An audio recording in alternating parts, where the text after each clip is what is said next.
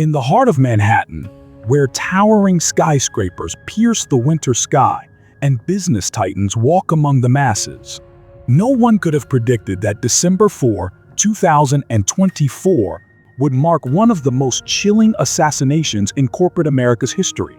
The morning began like any other at the New York Hilton Midtown, but at precisely 7 a.m., the deafening sound of gunshots would shatter the routine, forever changing the landscape of corporate leadership in America. Brian Thompson, the 50-year-old CEO of United Healthcare's insurance division, a man who had dedicated 20 years to climbing the corporate ladder of the $550 billion healthcare giant, lay bleeding on the cold concrete, struck down in what investigators would later describe as a meticulously planned execution. The shooter, a phantom in the bustling streets of New York, vanished into the urban maze, leaving behind only 3 shell casings, each bearing haunting inscriptions that would later reveal the depths of this calculated attack. Welcome to True Crime Stories Archive, your gateway to the chilling world of real-life horror. Here, we delve into the darkest corners of humanity, unearthing terrifying stories of true crime that will leave you sleeping with the lights on. If you're fascinated by the intricate web of human psychology and criminal behavior, make sure to subscribe and join our growing community of truth seekers. The story that unfolds before us today is not just another corporate crime. It's a chilling testament to how brilliant minds can be corrupted by radical ideologies. Our protagonist in this dark tale is Luigi Mangione, a 26-year-old former valedictorian whose academic excellence and professional achievements would make him seem an unlikely suspect in such a brutal assassination. The investigation would uncover a complex web of premeditation, leading to one of the most intense manhunts in recent history. From the streets of New York to a McDonald's in Altoona, Pennsylvania, this case would captivate the nation and expose the vulnerable underbelly of corporate America. As we unravel this story, we'll explore how a young prodigy from Maryland, educated at the prestigious University of Pennsylvania, transformed from a promising tech professional into an alleged corporate assassin. We'll delve into his background, examining the warning signs that might have predicted this shocking turn of events, and analyze the mysterious manifesto that would eventually reveal his alleged motivations. Through meticulous investigation, law enforcement would discover that Mangione's journey to that fateful morning began in Baltimore, where he emerged from a prominent family known for their business acumen and philanthropic endeavors. His grandfather had built an empire in real estate development, owning country clubs, nursing homes, and even a radio station. His grandmother's influence extended through the Greater Baltimore Medical Center and the Baltimore Opera Company, establishing the Mangione name as synonymous with success and cultural refinement. Luigi's own academic trajectory was nothing short of stellar. At the Gilman School, an elite private institution in Maryland, he graduated as valedictorian in 2016. During his graduation speech, he spoke passionately about his class's potential for challenging the world around them and generating new ideas, words that would later take on a darker significance in light of recent events. His exceptional intellectual capabilities led him to the University of Pennsylvania, where he pursued both bachelor's and master's degrees in computer and information science. During his time at Penn, Mangione demonstrated remarkable leadership qualities, founding the Game Research and Development Environment Club and earning induction into the prestigious Eta Kappa Nu Honor Society for his excellence in electrical and computer engineering.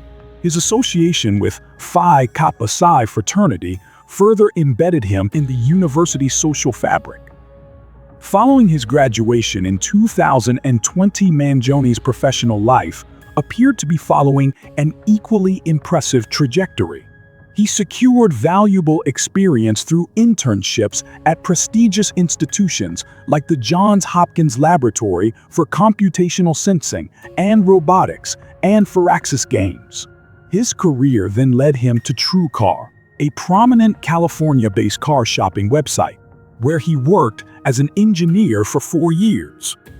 More recently, Mangione had been residing in Honolulu, Hawaii, where he became an active member of a co-working community called Hub Co-working Hawaii. He lived in a co-living space named Surfbreak, designed for digital nomads and remote workers. Those who knew him there described him as a natural leader who helped establish a book club within the community. However, beneath this veneer of success and sociability, troubling signs were emerging.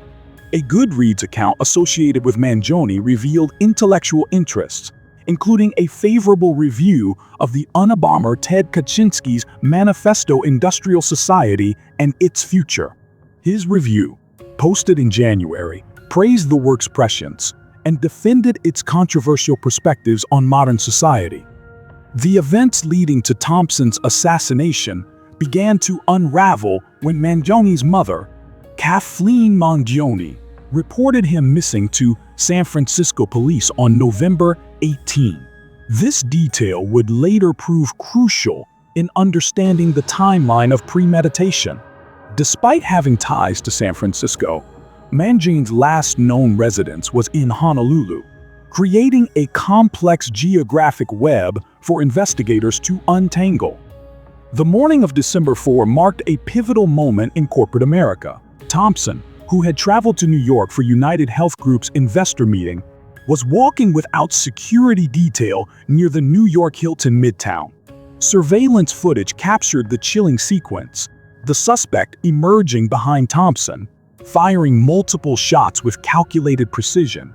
The wounds to Thompson's back and right calf proved fatal, while the shooter disappeared into the urban landscape, first on foot, then switching to an electric bike.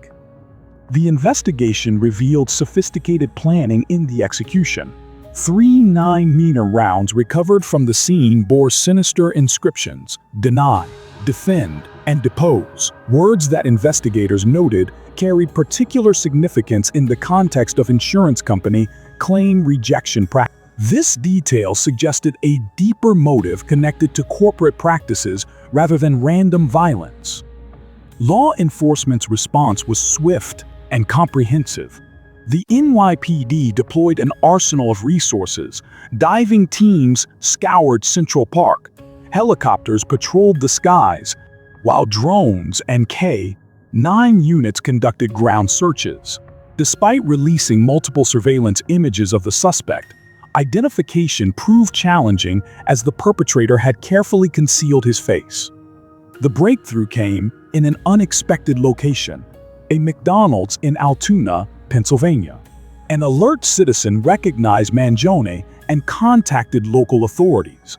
Upon his arrest, police discovered a treasure trove of evidence: multiple fraudulent IDs, a U.S. passport, and crucially, a firearm and suppressor matching those used in Thompson's murder. The most revealing piece of evidence was a handwritten document that investigators say provided insight into both his motivation and state of mind. The arrest in Altoona yielded particularly damning evidence. A search revealed a 3D printed pistol and silencer in Mangione's backpack, loaded with a Glock magazine containing 6 9mm full metal jacket rounds. An additional 9mm hollow point round was discovered loose in the backpack. Law enforcement confirmed these matched the specifications of the murder weapon. The handwritten manifesto found during Mangione's arrest proved particularly revealing about his alleged mindset.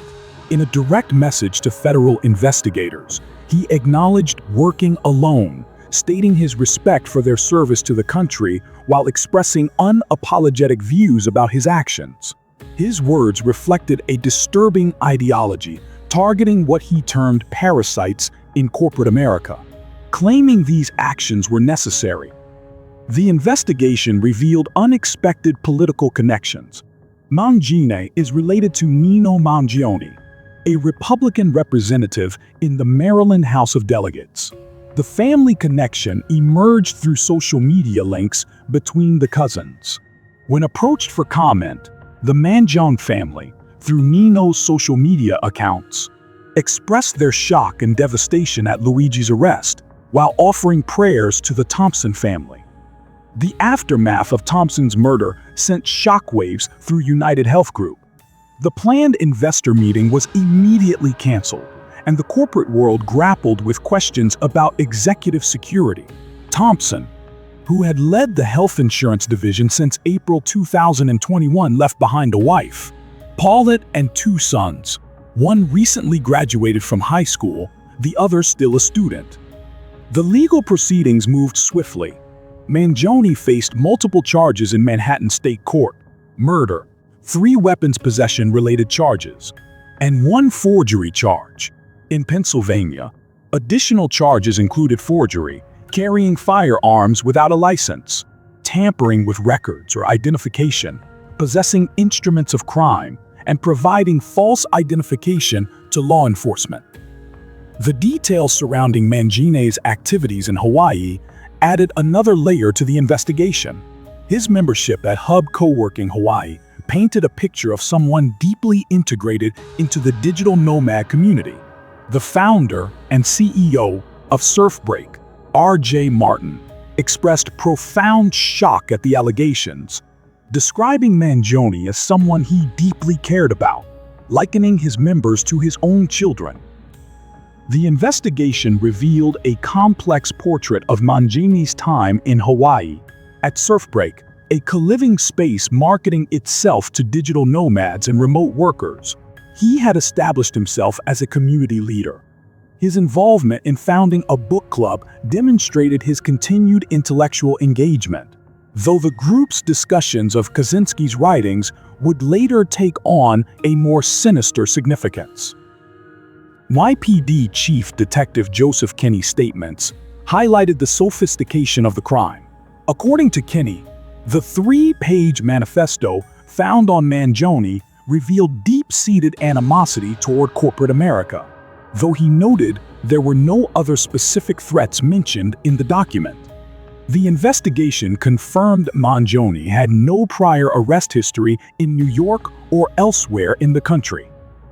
The case brought attention to Thompson's position at United Health Group, where he had served in various roles since 2004 before ascending to the CEO position of the health insurance division in 2021. His wife Paulette's revelation about previous threats added another dimension to the investigation, though specific details about these threats remained undisclosed. Mangione's arrest brought an end to an intense manhunt that had utilized extensive resources across multiple jurisdictions. The Pennsylvania court ordered him held without bail, with NYPD arrangements in place for his extradition to New York to face the primary charges. If you found this deep dive into one of corporate America's most shocking crimes enlightening, please consider subscribing to the True Crime Stories archive. Your support helps us continue bringing these important stories to light.